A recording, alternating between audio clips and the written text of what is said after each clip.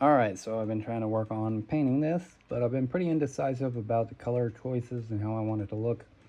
So it's going a lot slower than I would have liked. This is actually hours and hours of me just sitting here messing with colors. Pretty proud of the section here. I think it looks really worn.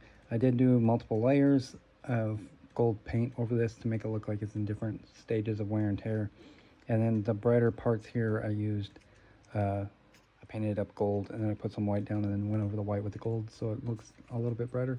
The red part down here, I originally said that the whole thing was going to be painted one solid color, but I liked the way it looked too much with the different variations. And then I liked, this one had kind of like a red hue to it, so I went ahead and painted this one red.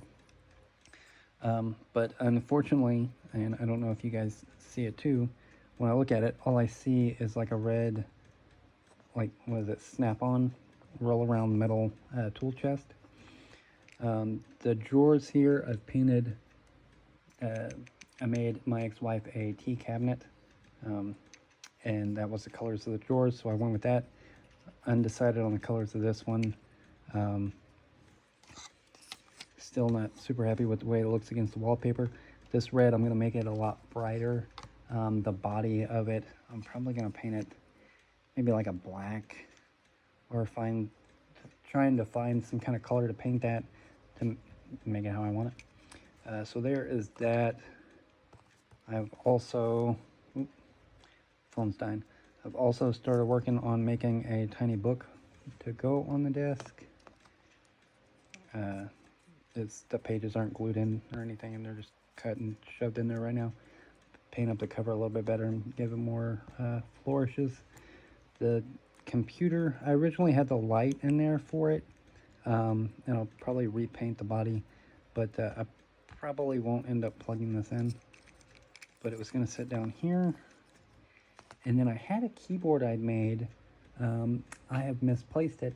Probably somewhere on this pile of garbage I call a work desk, or somewhere in the house. That's the thing about making tiny things.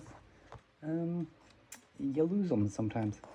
And then one of the other things, originally, excuse me, this piece here was going, I think I just had the top drawer and already had this idea, but in this bottom drawer was going to be open.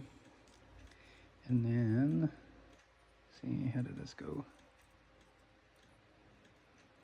The skeleton arm was going to be coming through a portal through this drawer to still the witch's coffee. But I don't know if I'm going to go with that just yet.